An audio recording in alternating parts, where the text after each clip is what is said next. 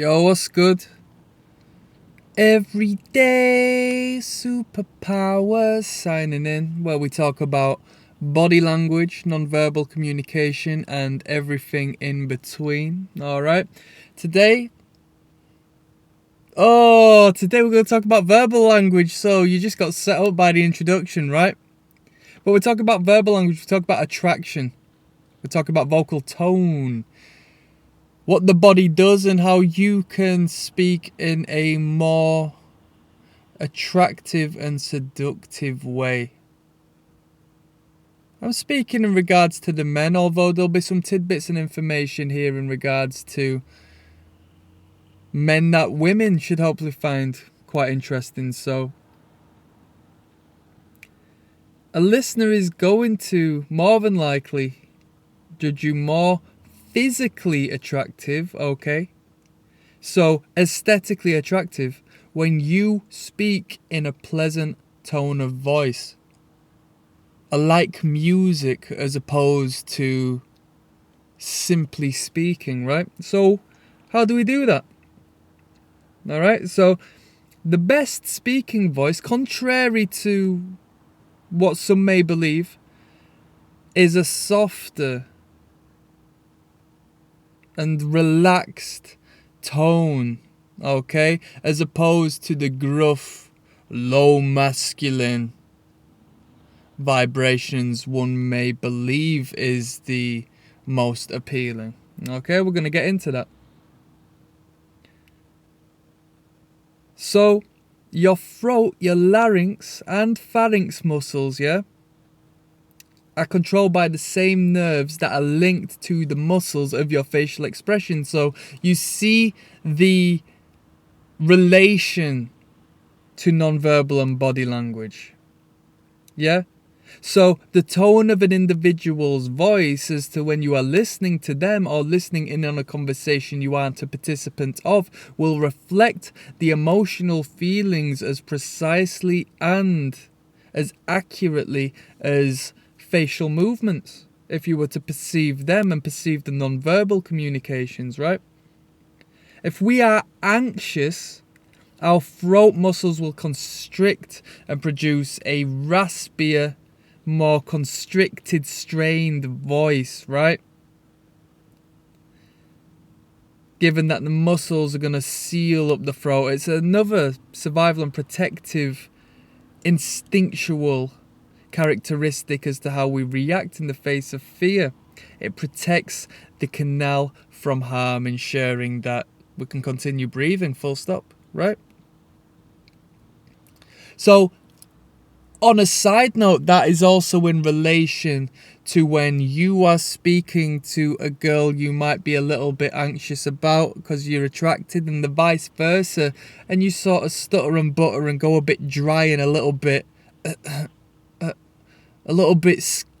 skittish in voice and tone, right? As anxiety doesn't necessarily relate to a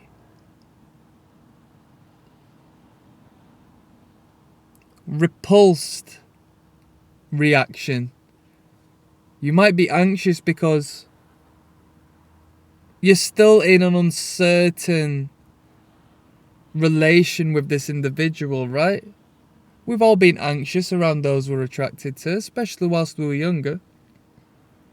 When we want to say the right thing and so forth. Maybe we've planned on saying the right thing. And so then when we approach it, it comes across a little unnatural and we react in this manner as our throat restricts itself purely as subconsciously your primitive brain saying, we're in a fearful situation here. We're in a, an odd situation as to where we need to look after ourselves.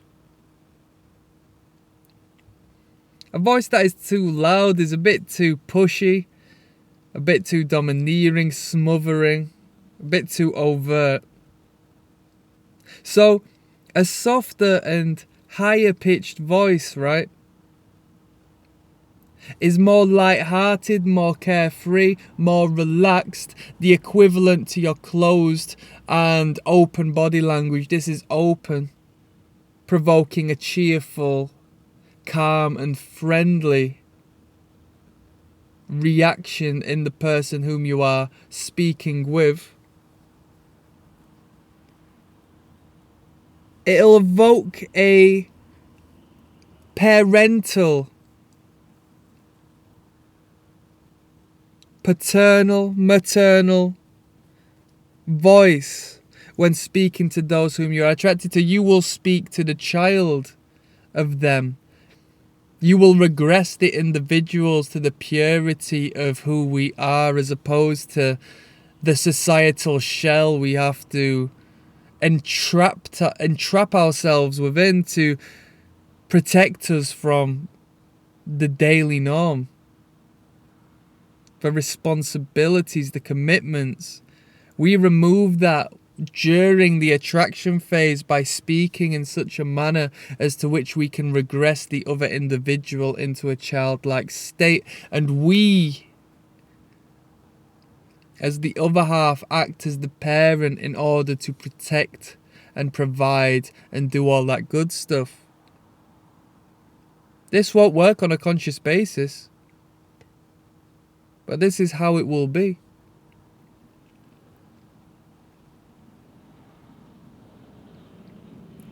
It's an attitude of parental care, okay? And a lot of our behaviours will do so. I'm going to delve on to a topic in one of the upcoming videos in regards to the three styles of spirit you will communicate with others with. We all have three existing within us. One being the parent, one being the adult, and one being the child. And we can, as an adult, communicate with the child, the parent, or the adult in others, such as the other three in any combination, variation, and that's something interesting we're going to get into, alright? But that was just a brief word in regards to the vocal tone of attraction. One may fall in love with the deep, raspy, masculine, testosterone-fueled voice. But even them, given they aren't putting it on, will find themselves speaking in a lighter, higher tone in reaction to those whom they are interested in, attracted to. Buoyant, light, defying gravity in a positive manner.